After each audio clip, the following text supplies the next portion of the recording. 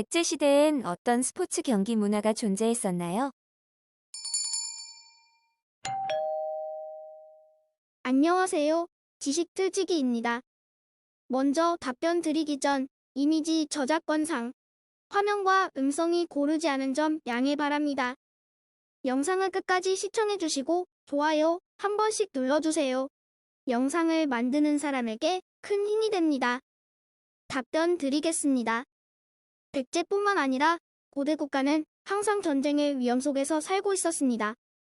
그리고 군대는 상비군과 농민군이 혼합된 형태로 구성되어 있었고, 백성들은 늘 전쟁에 대비해 지금으로 말하자면 예비군 훈련, 민방위 훈련에 숙달되어 있었습니다. 생활 속에서도 전투를 대비한 무예나 기타 훈련 등이 이루어졌던 모습도 기록 속에서 찾을 수 있습니다. 즉, 삼국시대의 스포츠는 전쟁과 무예와 아주 밀접했다는 것이죠. 1. 수박고대 동북아시아 일대에서 성행했던 격투기입니다.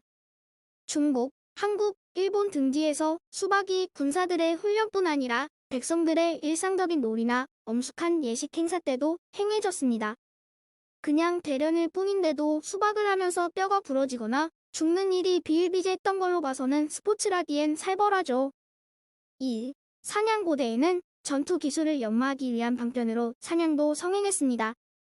사냥감을 몰아붙여 포획하려면 몰입꾼, 사냥꾼 등이 일사불란하게 움직이는 것도 필요했고, 왕들의 사냥인차에는 군사훈련의 목적과 더불어 위세를 과시하기 위함도 있었습니다. 3. 활쏘기 산성이 많았고, 그 산성을 중심으로 전쟁이 빈번했던 삼국시대에는 활쏘기가 무예 중에서 가장 중요했습니다.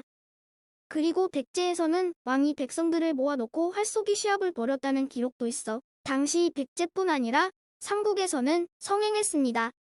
고구려의 민간 교육기관인 경당에서는 유교 경전과 함께 활쏘기를 장정들에게 가르쳤다고도 합니다. 4. 석전이건 스포츠라기에는 상당히 과격하군요. 말 그대로 돌팔매로 벌이는 패싸움입니다. 조선 말기에도 즐겼던 놀이로 처음 기록에 나타나는 것이 고구려 때입니다. 편을 갈라 강을 사이에 두고 돌팔매질을 하여 적을 공격하고 적의 깃발을 뺏는 것입니다. 석전 놀이를 하다가 죽는 이들도 종종 발생했지만 그 열기는 식을 줄 몰랐다고 하는 기록도 있군요. 돌팔매는 돌을 구하기도 쉽고 위력도 강해서 전쟁 시에는 자주 쓰인 전투 기술이었습니다. 5. 격건검도의 기원이라 할 수 있는 무예입니다. 대개 실제로 죽이는 것이 아니기 때문에 나무로 만든 목검에 상배를 감아서 충격을 완화시킨 칼로 검수를 겨루는 것입니다. 약 2000년 전부터 중국의 한서에는 검도 38편이라는 책이 있는 것으로 봐서 격검의 역사는 상당히 오래됐음을 알 수 있습니다. 신라에서는 봉국검이라는 검법이 있는데 조선시대의 병법서 무예도 보통지에 그림과 함께 실려 있습니다. 6. 적포 이것은 기록으로 이름만 존재하는 놀이이고 스포츠인지 그냥 보드게임인지는 알 수 없습니다. 백제인들이 즐겼다고 합니다. 7. 씨름 고구려 벽화를 보면 그 형태가 지금과 별 차이가 없어 씨름이 옛날부터 체계화된 놀이라는 것을 알 수 있습니다. 쉽게 즐길 수 있고 사람들 간의 단합을 도모할 수 있어 즐겨 행해졌을 것으로 추정됩니다. 8. 축구 기록에서는 김유신과 김춘추가 축구를 했다는 내용이 있습니다. 축구는 지금의 축구처럼 공을 가지고 뺏고 빼앗는 놀이였습니다. 중국에서는 약 5000년 전부터 행해졌다는 기록이 있는 것으로 봐서 삼국시대 이전에도 즐길 수 있었을 것입니다. 다만 이런 놀이는 서민층보다는 귀족층이나 고위층이 행했을 것으로 여겨집니다. 현재 추정하거나 확인되는 내용은 2에서 대충 이 정도입니다.